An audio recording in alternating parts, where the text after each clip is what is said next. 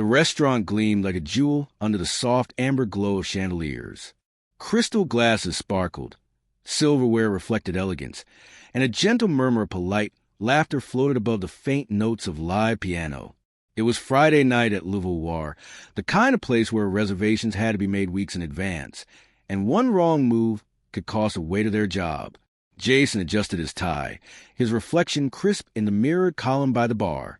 He was good-looking, quick with a joke, and prided himself on reading people the moment they stepped in.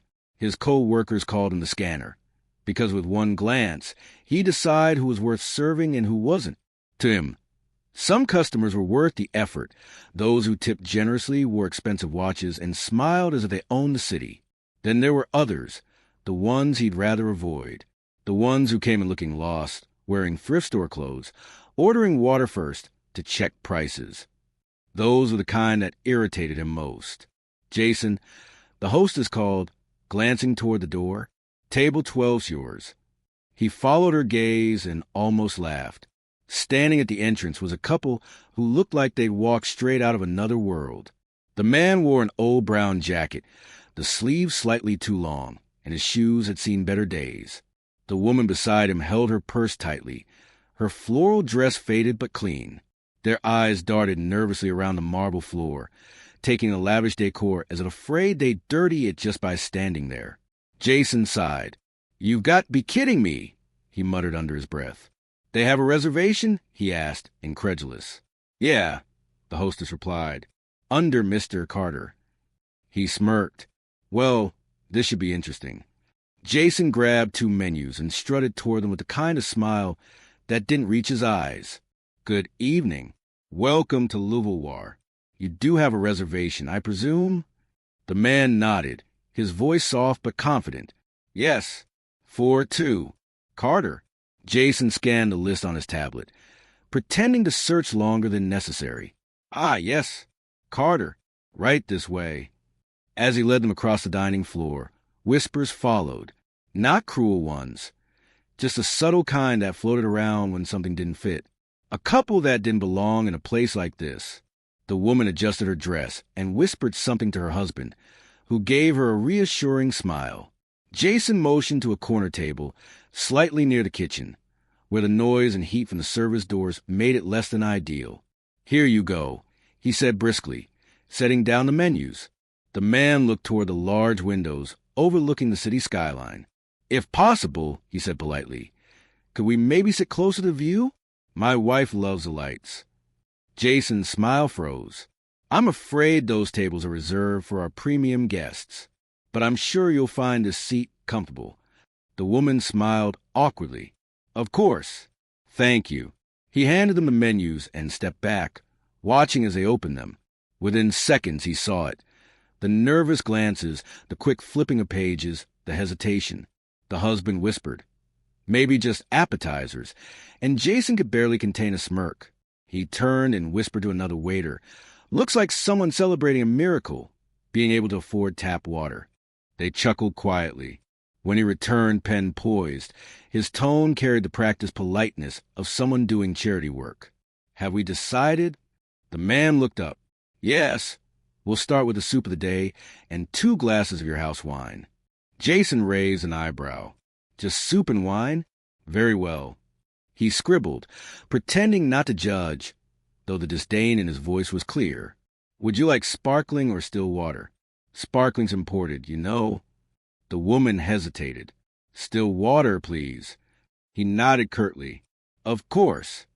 When he left, Jason muttered under his breath, "Figures." At the bar, his friend Marcus leaned in. "Man, you're terrible." "What?" "I'm just saying, you can spot a budget diner from a mile away. They're probably here to take selfies and post online about their fine dining experience." Marcus frowned. "Still, you don't know their story." Jason scoffed. "I don't need to. People like them don't end up in places like this unless it's by mistake or guilt. Maybe someone gave them a gift card." Marcus shook his head. "One day, you're going to misjudge the wrong person." Jason laughed. "Sure, and maybe one day, I'll find out one of these broke couples secretly owns a mansion." As the night went on, the restaurant filled with its usual symphony of laughter and clinking glasses. Jason served the Carters their soup, which they thanked him for with genuine warmth, but he barely acknowledged it. While they ate, Jason noticed a husband take out a small notebook, jotting something down, probably writing about their luxury experience, he thought cynically. The wife, meanwhile, looked out toward the city, her eyes glistening with emotion. When Jason brought the bill, he placed it down with a certain smugness. "Whenever you're ready," he said, emphasizing the words as if daring them to question the price. The man nodded. "Thank you." He slipped a credit card into the folder and handed it back. Jason glanced at it. The card looked plain, almost old-fashioned. He half expected it to decline. But when he ran it through the system, the machine beeped once and approved instantly. Paid. No hesitation. He frowned slightly, then checked the receipt. A tip generous, far beyond expectation. For the first time that night, Jason hesitated. As the couple stood to leave, the woman turned to him with a kind smile. "Thank you for your service. The food was wonderful." He nodded awkwardly, unsure what to say. They walked out quietly, their hands intertwined, disappearing into the cool night. Jason returned to the table to clear it, still confused by the tip. As he lifted the empty wine glasses, his eyes caught something left under the plate, a small, folded envelope with his name written neatly on the front. He blinked. What was this? He looked around. The couple was gone. He opened the envelope, and inside was a note. Just one line, written in elegant handwriting. People's worth isn't measured by what they wear, Jason, but by what they carry inside. Below the line was a simple signature, Evelyn Carter, CEO, Carter Hospitality Group. Jason's hands trembled. Carter Hospitality Group? His breath caught. He looked around the restaurant, realization dawning like a cold wave. The Carter Group wasn't just any company. They owned Louisville War. The couple he had just mocked owned the place he worked in. Jason stood frozen by the table, the letter trembling in his fingers. The words blurred as the reality sank in. He looked again at the signature, Evelyn Carter, CEO, Carter Hospitality Group. His stomach twisted. That name was everywhere in the restaurant's training manual, on the wall plaques, even on the monthly employee bonuses. She wasn't just a CEO. She was the owner of this restaurant and 5 others across the city. He slowly sat down at the table they had just vacated. The half-empty soup bowls still glistened in the candlelight, faint wisps of steam rising. Everything about this table, the laughter, the modest order, the quiet warmth, replayed in his head, this time through a different lens. He remembered her soft smile, the way she thanked him, the gentleness that seemed out of place in a world full of arrogance. He had treated her like someone beneath him when she was someone his entire job depended on. "Jason!" Marcus's voice broke his trance. "You okay, man?" He blinked, quickly tucking the note back into his pocket. Yeah, I'm fine." "You sure? You look like you've seen a ghost." Jason forced a smile. "Just tired." Marcus shrugged and went to serve another table. But Jason couldn't shake the feeling that the room had shifted, that everyone somehow knew what he'd done. The laughter now sounded cruel, the clinking glasses mocking. He glanced at the front door, but the couple was gone. He felt an urge, no, a need to find them, to apologize. But what would he even say? "Sorry I treated you like dirt before realizing you could fire me?" He walked back to the bar, wiping invisible spots from a clean glass, trying to steady his breathing. Every sound seemed amplified. The scrape of chairs, the splash of poured wine, the faint hum of conversation. In the distance, he saw the restaurant manager, Mr. Donovan, talking to the hostess. The man's sharp suit and cold demeanor made him the last person Jason wanted to attract attention from. But then Donovan's gaze flicked toward him. He frowned slightly and gestured for Jason to come over. Jason's pulse jumped. He straightened his tie, smoothed his apron, and walked over, praying the conversation wasn't about what he feared. "Jason," Donovan began, his tone clipped. "A moment." "Yes, sir." "You served table 12 tonight." Jason nodded slowly. Donovan's expression didn't change. Mrs. Carter asked to speak with a staff member who assisted her. Jason's mouth went dry. She still here? She came back 5 minutes ago, Donovan replied. They're waiting in the VIP lounge. You're to go there now. Jason felt his legs weaken. The VIP lounge, a private area reserved for elite guests, usually off-limits to waitstaff unless summoned. He swallowed hard and nodded. Yes, sir. The walk down the hallway felt endless. Each step echoed in his head, like a drumbeat of dread. What would she say? Would she fire him on the spot? Would she humiliate him as he had humiliated them? When he reached the door, he hesitated before knocking. Then, with a shaky breath, he pushed it open. The room was softly lit, lined with gold accents and plush seating. The couple sat together, their posture calm, their eyes kind. Ah, the man said warmly. Jason, right? Jason froze at the doorway. Why, yes, sir. Come in, Mrs. Carter said gently. Please. He stepped forward, unable to meet their eyes. I'm so sorry, he blurted. I didn't know who you were. I shouldn't have. Mrs. Carter raised a hand softly. Sit down, Jason. He obeyed. For a moment, the room was quiet except for the faint ticking of a wall clock. Then Mrs. Carter spoke, her voice low but firm. Do you know why I came back? Jason shook his head. I didn't come back to fire you, she said. I came back to understand you. He looked up confused. I've watched people my whole life, she continued, from kitchens to boardrooms. And I've learned something. How people treat others when they think no one's watching says everything about them. Jason opened his mouth to speak, but no words came. You're good at your job, she went on. Efficient, confident. But tonight, you forgot something important. He lowered his gaze. Respect, he whispered. Yes, she said softly. Respect. You assumed our worth based on what we wore, what we ordered, how we looked. But wealth doesn't always come wrapped in designer clothes. Jason's chest tightened. You're right. I was arrogant. I thought I could tell who people are. Mr. Carter leaned forward, resting his elbows on his knees. We all make judgments, son, but the danger is when we believe them. Jason nodded silently, shame washing over him. Mrs. Carter's tone softened further. Do you know why we were dressed that way tonight? He shook his head. Because, she said, we were coming from a community shelter we fund.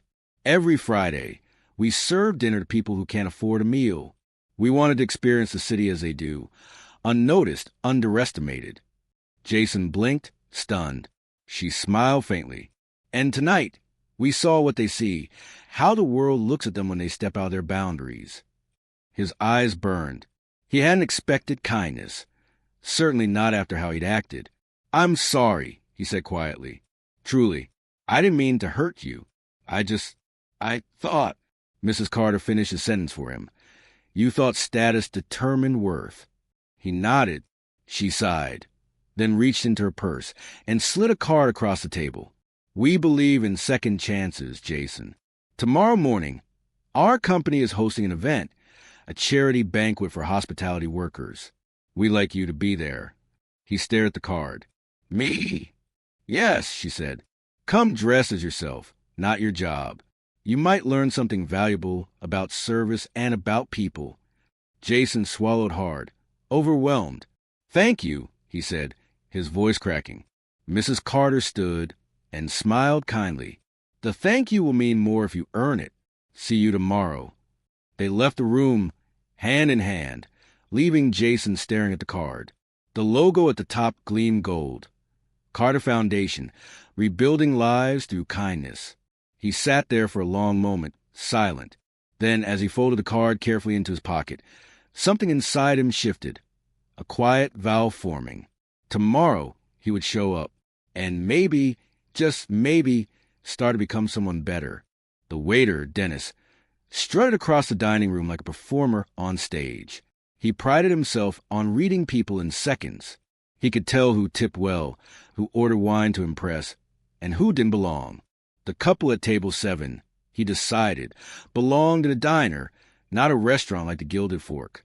The man's jacket had a worn collar, and the woman's dress looked neat but clearly inexpensive. They smiled softly at each other, whispering, as if the world belonged to them alone. That confidence irritated Dennis more than it should have. "Can I help you?" he asked, emphasizing the help, as though it were a rare favor. The man looked up with calm eyes. "Yes, we'd like to see the wine list, please." Dennis smirked. "The wine list? Sir, our bottles start at $300. I can recommend the house water if you like something refreshing." A few nearby diners chuckled. The woman's cheeks flushed, but the man only smiled. "That's all right. We'll start with water, and maybe you could bring us 2 menus. Dennis clicked his tongue. "Of course. 2 menus. How adventurous." He turned sharply and walked away. Behind the bar, his co-worker Maria frowned. "You're going to get in trouble one day talking to guests like that." "They're not guests," Dennis muttered. "They're tourists who wandered in after seeing the gold trim on the door. They'll order 1 appetizer, take photos, and leave.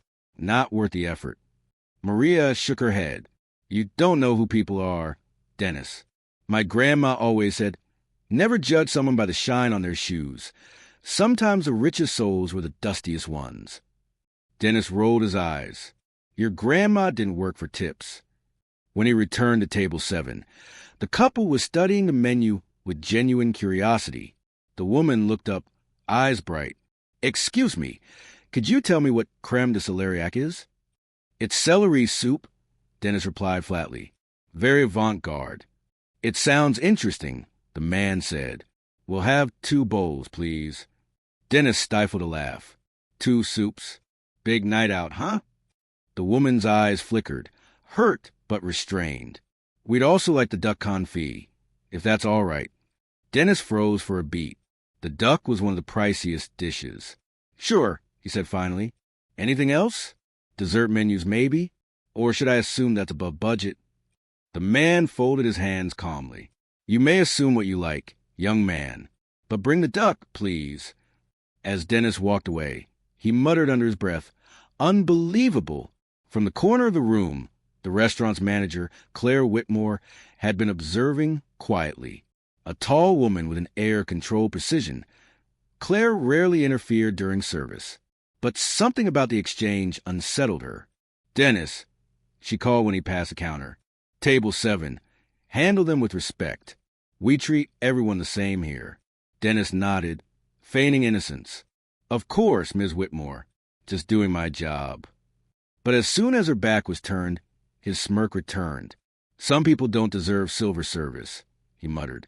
When the soup arrived, steaming and fragrant, the couple thanked him politely. The woman tasted it and smiled. "This is lovely." Compliments to the chef.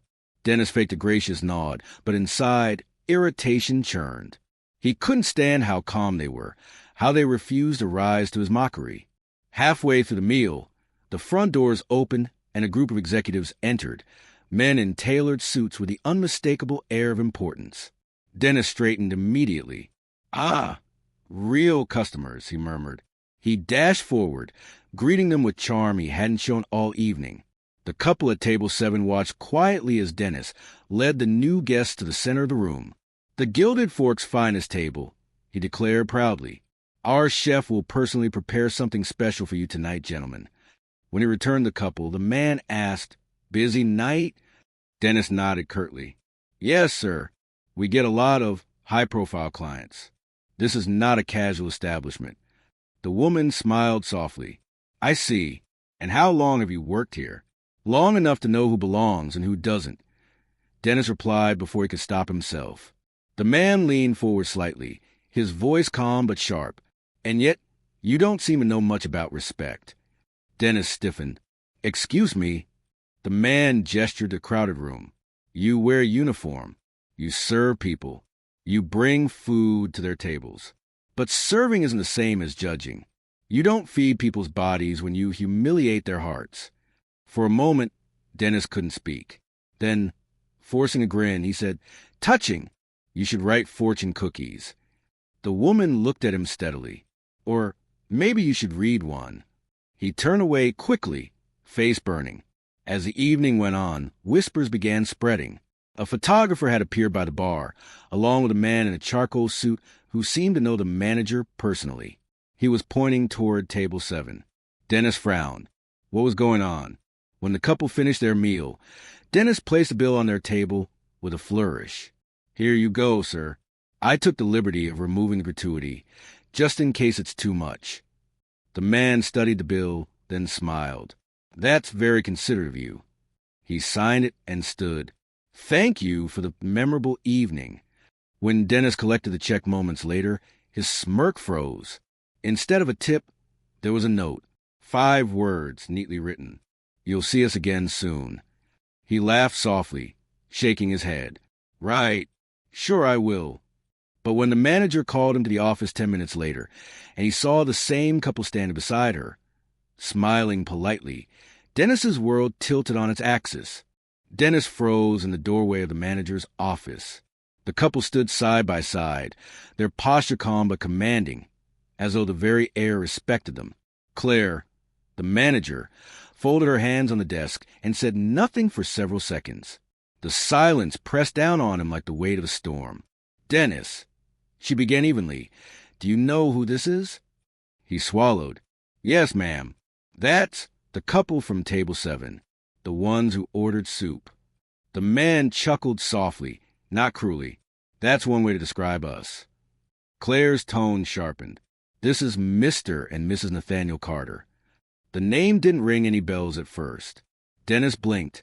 Should that mean something to me? Claire stared in disbelief. It should. They're the investors reviewing the Gilded Fork for a potential acquisition. Mr. Carter is on the board of Harrison Hospitality Group, the company that owns half the 5-star restaurants in the city. Dennis felt the ground shift beneath him. His throat dried instantly. Wait, they're your employer's employers. Claire finished. The words hit like a physical blow. Mrs. Carter tilted her head, watching him carefully. We weren't planning to say anything tonight. We often visit restaurants quietly, to see how they treat people when no one's watching. Her husband nodded.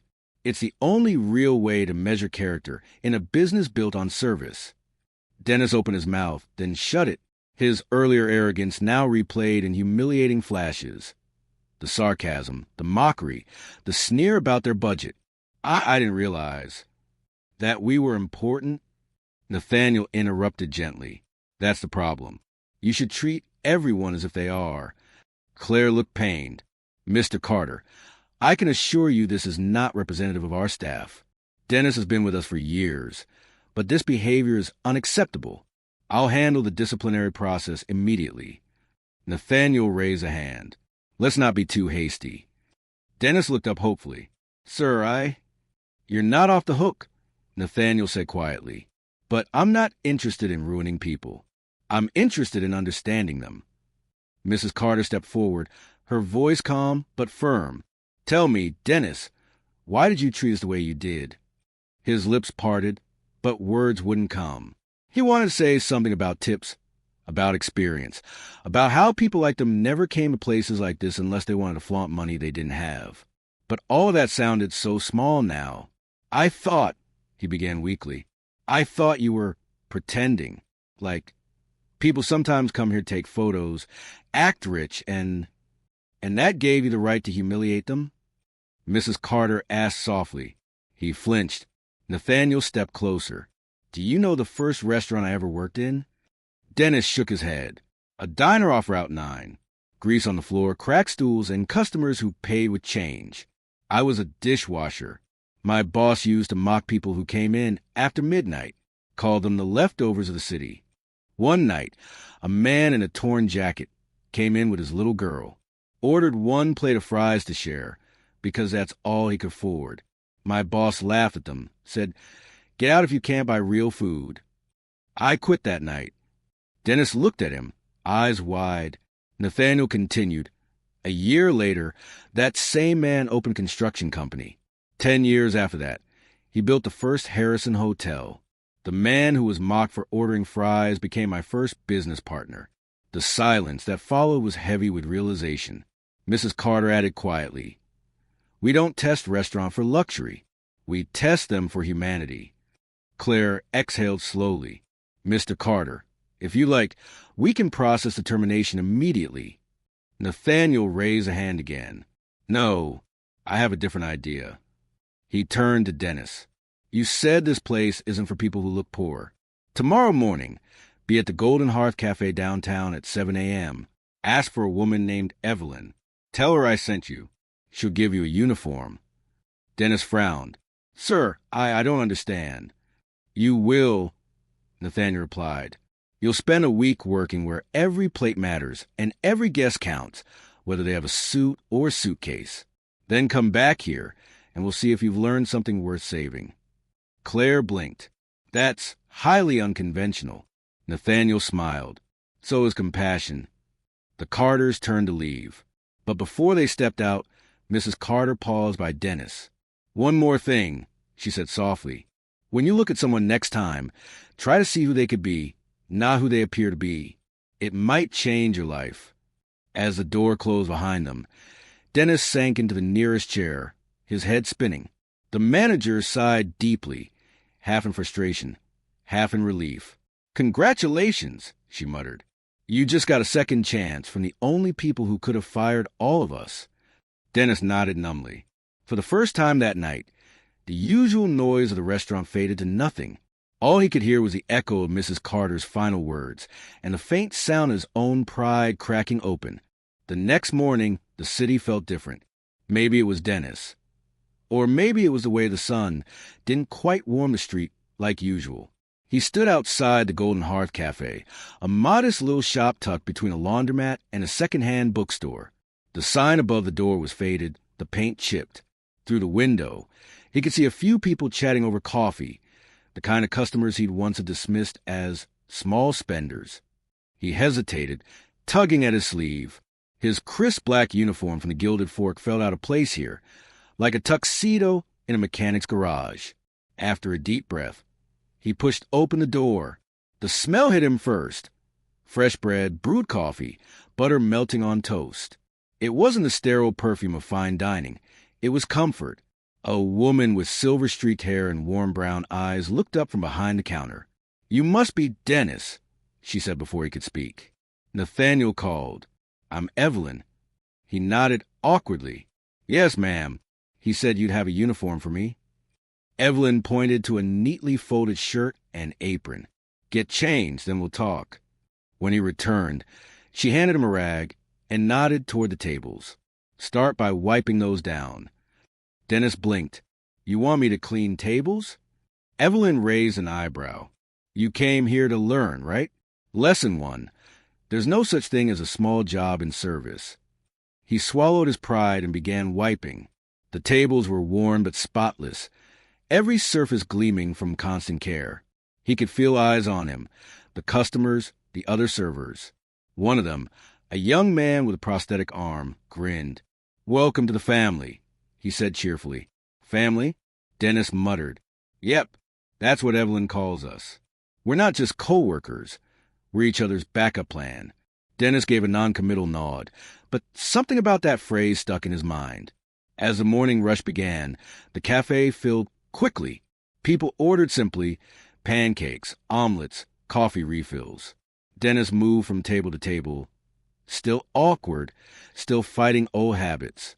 He caught himself assessing people, guessing tips, judging clothes. But every time he did, he heard Mrs. Carter's voice. Try to see who they could be. A middle-aged man in paint-splattered clothes came in, sitting at the counter. Morning, Eve, he said, voice gravelly. Morning, Tom. The usual, Evelyn asked. Not today, he replied quietly. Just coffee. Gotta save up for my daughter's recital. Dennis watched as Evelyn poured him a cup and slid a plate of eggs across the counter. On the house, she said softly. Artists don't work well on an empty stomach. Tom smiled, his eyes damp. You'll get your wings someday, woman. Evelyn winked. Already earned them. I just loan them out to people like you. Dennis stared, speechless. No lecture, no charity brag. Just quiet kindness. Later that day, he saw a young mother struggling with a stroller near the door. Without thinking, he rushed over, holding it open. She smiled gratefully. Thank you. Most people pretend they don't see me. He shrugged. It's nothing. But as she passed, something inside him whispered, "No, it's not nothing." By noon, he was sweating, his feet aching, and his pride frayed. This place didn't care about appearances. It cared about people. When the lunch crowd thinned, Evelyn motioned him over. "Sit," she said. He obeyed. "You're used to fancy restaurants, right?" she asked. "Yes, ma'am." The gilded fork. Fine dining. Evelyn smiled. "And what's fine about it?" He hesitated. The food, the presentation, the service. Service? She leaned forward. Or performance? He blinked. "People come to your place to feel rich," she said. "They come here to feel human. There's a difference. When you serve here, you don't sell prestige, you share comfort." Dennis lowered his gaze. "I wasn't exactly good at that." Evelyn nodded. "Maybe not, but you're here now, which means something in you wants to change.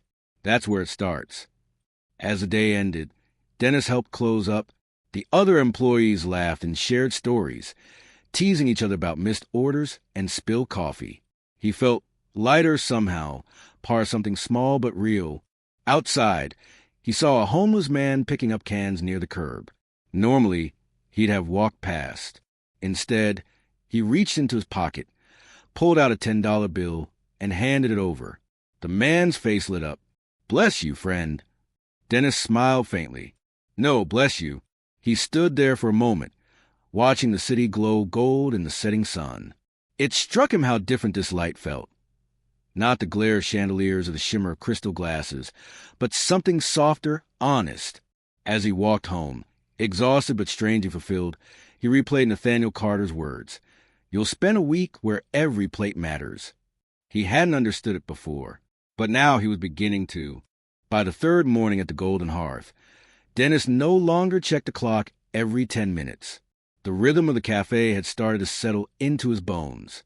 The hiss of the espresso machine, the jingle of the door, the chatter of people who came not just to eat, but to connect. It was a kind of music he'd never heard before. He was wiping down a counter when Evelyn approached with a small smile. "You've got a table, sweetheart. Booth by the window. Couple of regulars, but they asked for you." He frowned. "Asked for me?" Evelyn nodded. "That's what I said. Go on." He straightened his apron, grabbed his notepad, and headed over. At the booth sat an older woman with tired eyes and a teenage boy wearing a school uniform. Their clothes were neat but clearly worn. The woman smiled nervously as Dennis approached. "Morning," he greeted, voice softer than usual. "What can I get you today?" The woman hesitated. "Just coffee for me. Maybe a muffin to share." The boy frowned. "Mom, I'm fine. You eat." Dennis glanced at them both. For a moment, he saw a reflection of himself, back when his mother worked double shifts just to keep him in school. He took a breath. "Tell you what," he said gently. "Breakfast specials on discount today. Eggs, toast, and coffee for both of you. How's that sound?" The woman blinked. "But it's not on the menu." He smiled. "It is today." She hesitated, then nodded. "Thank you. That's very kind." As he walked back to the counter, he caught Evelyn watching from the corner of her eye. She didn't say anything, just gave him the smallest approving nod. When he brought the food, the boy looked at the plate as though it were treasure. "This looks amazing." Dennis chuckled. "It's the butter. Evelyn says it makes everything better." The woman smiled through tears. "You're good at this, you know." He felt a warmth spread through his chest. "I wasn't," he admitted, "but I'm learning." After they finished, the woman tried to hand him a few crumpled bills. Dennis shook his head. "Already covered," he said softly. She looked confused. "Who?" "Someone who believes everyone deserves a warm meal," he replied, nodding toward Evelyn. When they left, Evelyn approached. "You didn't charge them?" He shrugged. "They needed it more than we did." She smiled knowingly. Lesson 2. Service isn't measured in tips. It's measured in heart. The rest of the week unfolded in moments like that. Small, quiet lessons. He learned that kindness wasn't a grand gesture, but a habit. That a simple, "How are you?" meant more than a perfectly polished wine glass. That people came alive when they felt seen. On his 5th day, a familiar car pulled up outside. A sleek black sedan. The driver stepped out and held the door open, and out came Mr. and Mrs. Carter. Dennis froze. His stomach tightened. Evelyn looked surprised. "You know them?" "Yeah," he whispered. Too well. The couple entered the cafe with warm smiles. "Good morning," Mrs. Carter said. "We heard this place has the best coffee in town." Evelyn grinned. "Whoever told you that was right. Please take a seat." As they settled into a corner booth, Dennis approached, nervous but determined. "Welcome to the Golden Hearth. What can I get you?" Nathaniel smiled. "We'll take whatever you recommend." He hesitated. "Then you're getting the cinnamon pancakes and house brew." "Perfect," Mrs. Carter said warmly. "And Dennis, it's good to see you again." He met her eyes, feeling the weight of those words. "It's good to see you too, ma'am." When he brought their food, they didn't rush him away. Instead, Nathaniel gestured for him to sit. "So," Nathaniel began, "what have you learned this week?" Dennis took a breath. "That service isn't about appearance. It's about empathy. That people remember how you treat them long after they forget what they ate. And that I've been doing this job wrong for a long time." Mrs. Carter smiled gently. "That's a rare kind of honesty." "I was arrogant," he continued quietly. "I thought wealth was respect. But it's not. I thought I was better than people who couldn't afford what I served. But I was the one who was poor." Nathaniel nodded slowly. "That's a powerful realization." Evelyn, listening nearby, chimed in. "He's done good work here. Not perfect, but he's found his heart again." Nathaniel exchanged a look with his wife. "Then I'd say you passed our little test." Dennis blinked. "Tess." Mrs. Carter smiled. "Evelyn's my sister." He froze. "What?" "She runs this cafe as part of our foundation," Nathaniel explained. "We fund local businesses that give people second chances, people who've fallen, people who needed grace." Dennis stared in disbelief. You set this up?" Mrs. Carter nodded. "We wanted to see if you could change when no one was watching." His voice broke. "Why would you do that for me?" Nathaniel leaned forward. "Because someone once did it for me." The air in the cafe felt still. Dennis's chest tightened, a mix of shame and gratitude swirling inside him.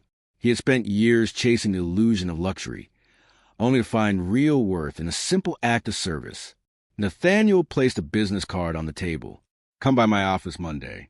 I think the Gilded Fork could use a new kind of leadership." Dennis stared at the card, tears burning his eyes. Mrs. Carter added softly, "And remember, greatness isn't how you rise above others. It's in how you lift others with you." Monday came faster than Dennis expected. As he stood outside the Gilded Fork, the restaurant that once felt like his kingdom now looked smaller. The gold-trimmed doors, the gleaming windows, they all felt like armor hiding something fragile inside. He took a deep breath and stepped in.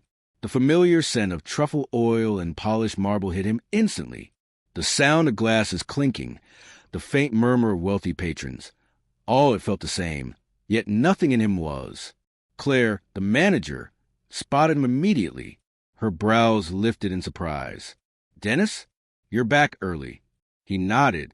"Mr. Carter asked me to come in." Her tone tightened. "You've had quite the week, haven't you?" "You could say that," he replied quietly. Just then, the dining room door opened, and Nathaniel Carter himself entered, this time in a tailored suit that seemed to command attention. Every staff member straightened at once. Mrs. Carter followed, smiling kindly. "Morning, everyone," Nathaniel said, his voice calm but commanding. "We'll be doing a little evaluation today." The waiters exchanged nervous looks. Claire straightened her blazer. "Of course, sir. Whatever you need." Nathaniel's gaze fell on Dennis. "You'll lead today's service." Claire blinked. "Him." Nathaniel nodded. "Him." Dennis felt every eye in the room on him. His hands trembled slightly. He hadn't expected this. Not a test, not so soon. But he also knew this was a moment that would define who he'd become. He took a deep breath and turned to the team. "All right, let's make this place shine." A younger waiter, Marcus, snickered quietly. "Oh, so now you're the nice guy, huh?" Dennis looked at him calmly. "Yeah, and I'd like to stay that way." As the first guest arrived, he moved with a quiet confidence. He didn't rush. He greeted each customer with genuine warmth, the same way Evelyn had taught him. When an elderly couple sat down, he crouched slightly so he could speak at eye level. When a group of business professionals snapped for service, he smiled patiently instead of scowling. It wasn't about pretending anymore. It was about caring. From the corner, Nathaniel and Claire observed. Claire leaned in, whispering, "He's different." Nathaniel nodded slowly. That's what humility does. It doesn't destroy ego, it reshapes it. An hour into the service, a small incident tested Dennis. A delivery mistake. The kitchen had run out of imported lobster, and one table was furious. The kind of scene that once would have sent Dennis rolling his eyes and muttering insults under his breath. He walked up calmly. "I'm terribly sorry for the inconvenience," he said, hands folded. "But I promise our chef can prepare something even better. May I recommend the sea base instead? I'll have the kitchen send a complimentary dessert for the trouble." The guest, an older man with a dismissive glare, softened just a bit. "All right, fine, but make sure it's worth it." Dennis smiled. "It will be, sir." Minutes later, he personally delivered the dish, ensured everything was perfect, and even returned to check on them twice. When the man left, he stopped by Dennis and said, "You're good. I'll be back." Nathaniel noticed. A quiet smile tugged at his lips. By evening, the service ran smoother than anyone could remember. Claire gathered the staff afterward, her expression unreadable. "I have to say," she began, "that was impressive." Nathaniel nodded. "That's what happens when leadership leads by example." He turned to the team. "Starting today, we're changing how this restaurant operates. No more hierarchy built on arrogance. From now on, service isn't performance. It's a partnership. Everyone matters, from dishwasher to head chef." The room fell silent. Then Mrs. Carter added, "And to guide that change, we're appointing a new head of training and staff development." She looked at Dennis. "Congratulations." Dennis froze. "Me?" Nathaniel smiled. "You've earned it." The staff erupted in surprise.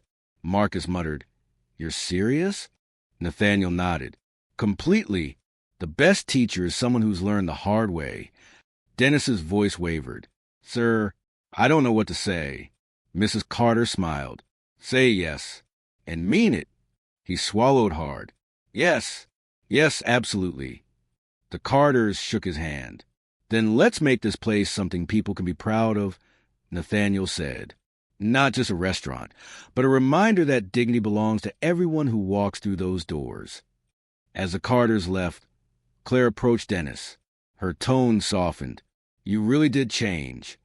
He looked around the empty dining room. The chandeliers, the silverware, the spotless floor. "No," he said quietly. "I just remember what I've forgotten." She frowned. "What's that?" "That people make places special, not the other way around." Claire smiled faintly. Maybe we both needed to remember that. As Dennis turned off the lights, he caught his reflection in the glass doors. The same face, but a different man entirely. Weeks passed, and the Gilded Fort began to change, not through expensive renovations or new menus, but through something far rarer in fine dining: humility. The once tense kitchen now echoed with laughter. The staff began helping one another instead of competing for tips. When a dishwasher's mother fell sick, everyone pooled money for her medication, something that never would have happened before Dennis's return. It wasn't easy, though. Not everyone welcomed change. Some of the senior waiters, used to the old ways of sneering at customers who didn't fit the vibe, resisted quietly. They whispered about Dennis behind his back, calling him the charity project or the billionaire's favorite. He heard the whispers and ignored them. Instead, he worked harder every morning. He came early to lead a short meeting. "Today," he'd say, "we focus on connection, not correction. Remember, the richest tip isn't money, it's gratitude." The first few times, people rolled their eyes, but slowly, something began to shift. One night, the Carters returned for dinner, unannounced. Dennis didn't even notice them at first. He was too busy helping clear a table for an elderly man and his daughter. The girl wore an oxygen tube under her nose. Dennis knelt beside her chair, smiling. Would you like some extra napkins? We have ones with butterflies printed on them. The girl giggled. Yes, please. Her father smiled weakly. Thank you. Most people stare at her. Dennis shook his head. That's their loss. Mrs. Carter watched from across the room, her hand over her heart. Nathaniel leaned in. Told you, he murmured. He's not just different. He's right. When dinner ended, Nathaniel called Dennis over. We wanted to see how things are running. Dennis chuckled. You could have called. Wouldn't be as authentic, Nathaniel replied. You've done wonders here. Dennis looked around. I didn't do it alone. Maybe not, Nathaniel said, but it started with you. He hesitated before adding. Next week, we're hosting a private fundraiser here for the city's underprivileged youth, scholarships, training programs, that sort of thing. I want you to handle the entire event. You'll have full control. Dennis blinked. Me? That's huge. Mrs. Carter smiled warmly. It's time you trust yourself as much as we trust you. He nodded, hiding the nervous thrum in his chest. I won't let you down. The night of the fundraiser arrived like a storm, and with it came the city's elite. Influencers, politicians, bankers, all dressed in shimmering gowns and tailored suits. The kind of crowd Dennis once tried desperately to impress. But this time his focus wasn't on them. It was on the cause. The theme was breaking barriers. Every table bore a handwritten note with quotes from children who'd received scholarships from the Carter Foundation. The walls were decorated with portraits of local students and young entrepreneurs, not celebrities. When the guests arrived, some scoffed. This is rather sentimental for a charity dinner, one woman whispered. Dennis overheard and smiled politely. Sometimes sentiment is what reminds us we still have hearts. Nathaniel watched from the side, pride softening his usually firm expression. Then came the complication. Halfway through the evening, a well-known socialite, Veronica Hale, entered late. She was known for her influence and her arrogance. Within minutes, she began snapping at the servers, complaining about the seating, and loudly demanding imported water. When one of the young waiters accidentally spilled a few drops on her expensive dress, she stood up and hissed, "You idiot! Do you even know how much this costs?" The music stopped. All eyes turned. Dennis stepped in instantly. "Ma'am, I'm terribly sorry. It was an accident, and we'll—" "Don't talk to me," she snapped, cutting him off. "Give me someone who matters." Nathaniel's face hardened, but Dennis raised a hand. "No need, sir." He turned back to Veronica, his voice calm but firm.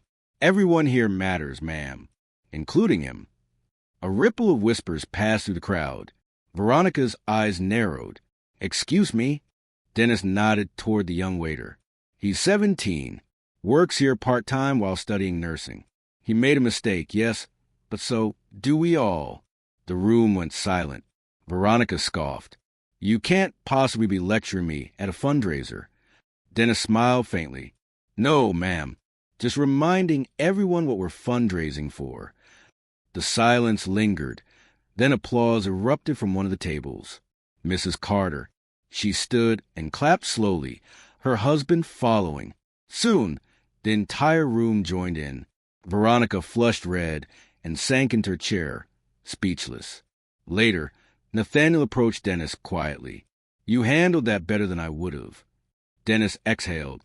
"I just remembered how it feels to be on the other side of that moment." Nathaniel nodded. "And that's exactly why you're here." As the night came to a close, the donations poured in more than triple the expected amount. The Carter Foundation announced new community outreach programs, and the Gilded Fork was featured in major news outlets for reinventing the meaning of luxury. But for Dennis, the greatest moment came after everyone had left. The lights dimmed, the clinking had stopped, and the last of the dishes were washed. He walked to the table where Evelyn had once sat months ago, when he'd mocked her and her husband. He placed a small flower in a vase and whispered, "Thank you." Because of her, he had learned what no amount of money or fame could teach. That kindness, once given freely, always finds its way back.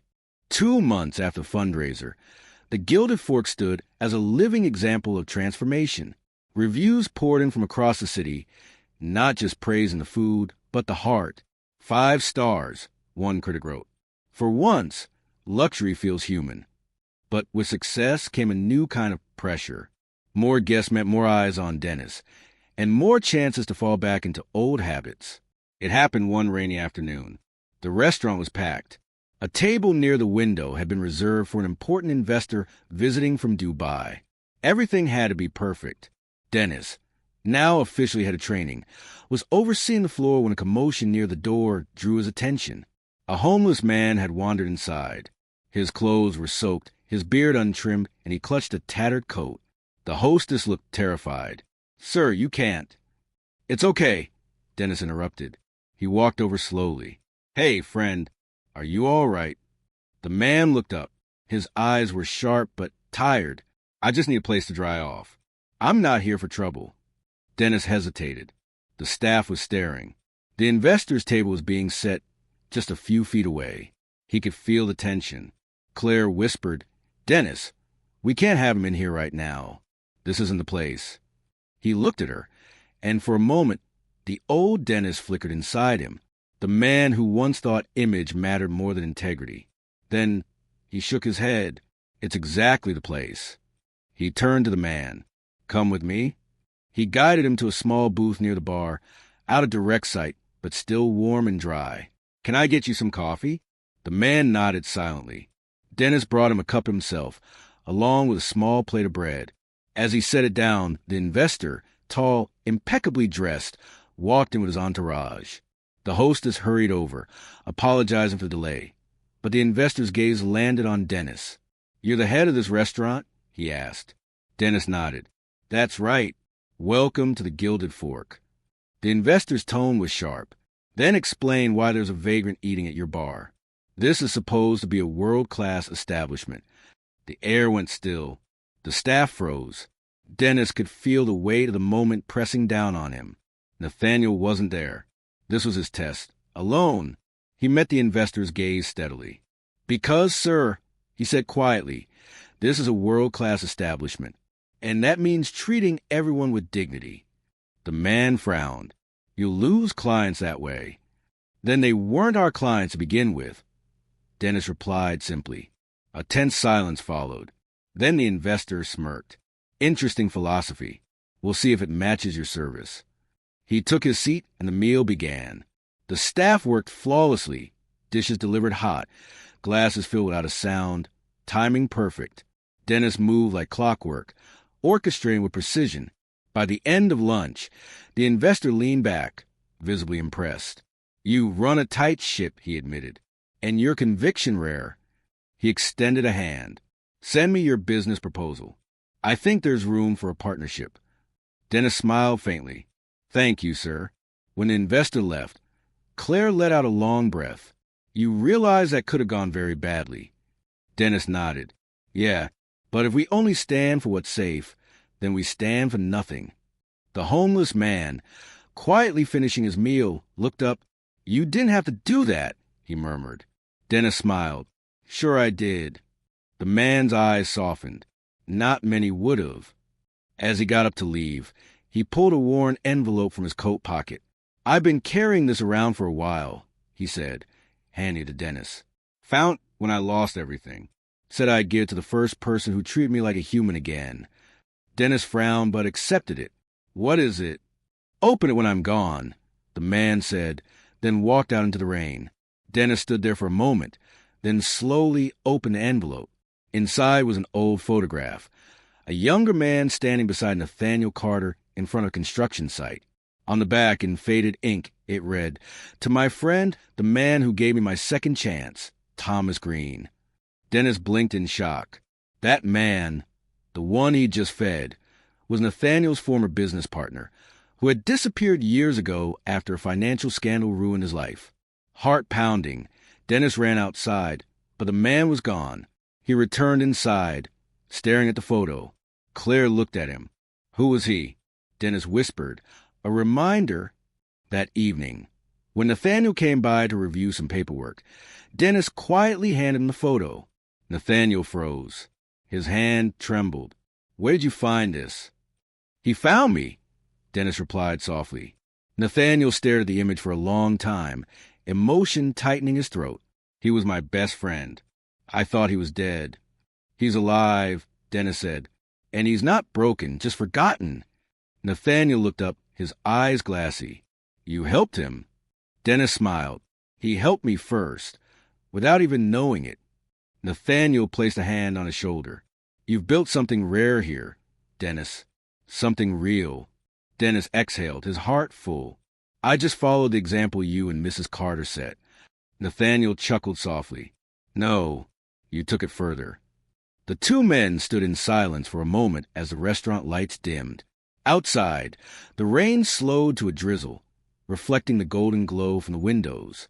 Dennis looked out the window, at the world beyond wealth, beyond titles, and whispered, "Maybe this is what it means to serve." Weeks turned into months, and the Gilded Fork became more than a restaurant. It became a symbol. The story of its transformation spread across the city. Bloggers wrote about it. Influencers visited not just for the food, but for the heartfelt experience. Some called it a miracle. Others called it marketing. But for Dennis, it was simply redemption. One morning, the sun shone bright through the glass walls as he prepared for another busy day. The aroma of freshly baked croissants filled the air. Soft jazz played in the background. And for the first time in years, Dennis felt at peace. He adjusted his tie, a new one, simple and neat, and glanced at the small framed photos sitting by the register. Nathaniel and Amelia Carter, smiling beside him on the opening day of the Hope Gala Foundation. Just as he turned to check on the staff, the doors swung open. A young woman stepped in, wearing a crisp gray suit and carrying a tablet. She looked around, her eyes scanning the space before stopping at Dennis. "Good morning," she said warmly. "I'm looking for Mr. Dennis Cole." Dennis smiled. "That's me. How can I help you?" She introduced herself. "My name's Clara Green. I'm the daughter of Thomas Green." Dennis froze for a heartbeat. "Thomas, as in Nathaniel's old business partner?" She nodded. "Yes. My father told me about you. Said you treated him with dignity when nobody else would." Dennis's voice softened. "He didn't tell me he had family." Clara smiled faintly. "He didn't talk much about his past. But before he passed away last month." Her voice faltered, and Dennis's heart clenched. "He made me promise to find you." Dennis swallowed hard. "I'm so sorry for your loss."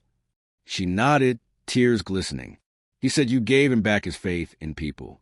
He wanted me to give you this."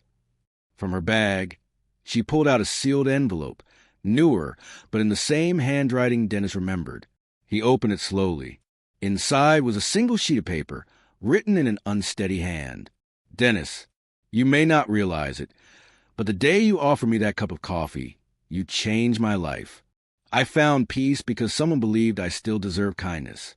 You reminded me that decency still exists and that it's never too late to start again. If you're reading this, it means I couldn't thank you in person, but I hope you'll carry this message forward. The world needs more people like you. Thomas." Dennis felt the words like a weight on his soul, not heavy with sorrow, but filled with meaning. He folded the letter carefully and looked up at Clara. "Thank you for bringing this." She smiled through her tears. "He said you'd know what to do next." Dennis exhaled. "I think I do." That evening, the Gilded Fork hosted its most important event yet. Not a gala, not a VIP dinner, but something more humble. A free meal service for the city's homeless community. The same tables that once sparkled with champagne glasses now held plates of warm stew and bread. Volunteers moved between tables, laughing, serving, and listening. Claire, now co-manager, stood by Dennis, her eyes soft with pride. If the old Dennis could see this. He chuckled. He'd probably complain about the lack of reservations. She laughed. "Maybe, but I think he'd stay for dessert." A local news crew arrived to cover the story. A reporter approached Dennis with a mic. "Mr. Cole, what made you decide to open your doors this way?" Dennis looked around at the crowd. People eating, smiling, feeling human again, and said simply, "Because once someone opened their door for me, and I'll never forget how that felt." The reporter smiled. "That's beautiful. What message would you want people to take away from tonight?" Dennis paused. looking straight into the camera. "That every person you meet is fighting a battle you can't see," he said softly. "Sometimes all it takes is one act of kindness to change a life, maybe even your own." The clip would later go viral. Millions watched it, the once arrogant waiter now a symbol of compassion. But for Dennis, none of that mattered. What mattered was what happened after the cameras stopped. He walked outside into the night air. The street was quiet, the city lights glowing faintly on wet pavement. A small group of people lingered near the curb, talking softly. One of them, a little girl, waved at him. "Thank you, mister," she called. Dennis smiled. "You're welcome, sweetheart." As she ran off with her mother, Dennis looked up at the sign above the restaurant. The Gilded Fork. The gold lettering shimmered against the dark sky. For the first time, he saw it differently. It wasn't about wealth anymore. It was about value, the kind that comes from the heart. He turned to lock up for the night, but paused. Something caught his eye, a familiar silhouette standing by the corner. The figure wore a long coat, his face shadowed, but when Dennis blinked, he was gone. He smiled faintly to himself. "Thanks, Thomas," he whispered. Then he turned off the lights. The next morning, Nathaniel stopped by the restaurant with Amelia. They were both smiling, but Dennis could see a certain softness in her eyes, the same kind that comes when people have found purpose beyond wealth. Nathaniel placed a small envelope on the counter. "A little something to keep this place growing," he said. "Consider an investment in people." Dennis shook his head. "You've already given me enough." Nathaniel grinned. "Maybe, but I want to see where your heart takes this next." Amelia leaned in. "We're proud of you, Dennis. Truly." He smiled. "Thank you for believing in me when I didn't believe in myself." Amelia chuckled. "You earned that belief." As they left, Dennis opened the envelope. Inside was a simple check. No huge numbers, no fancy memo. Just 3 words written on the note attached. "Keep serving humanity." He folded it, smiled, and looked out at the street, at people passing by, unaware of the stories walking among them. Then, softly, he whispered the same words he once told that investor months ago. "This is what it means to serve." A year later, the Gilded Fork was featured in Forbes as one of the most socially impactful restaurants in America. Not because of its profits, but because of its purpose. Every Friday night, the restaurant closed its doors to paying customers and opened them to anyone in need. People came not for status, but for connection. On the wall behind the counter hung 3 framed photographs. One of Nathaniel and Amelia Carter, one of Thomas Green, smiling beside a younger Nathaniel, and one of the first night Dennis served free meals, surrounded by strangers, united by kindness. Underneath, engraved in a brass plate, were the words, "Respect costs nothing, but it changes everything." And that's how it stayed.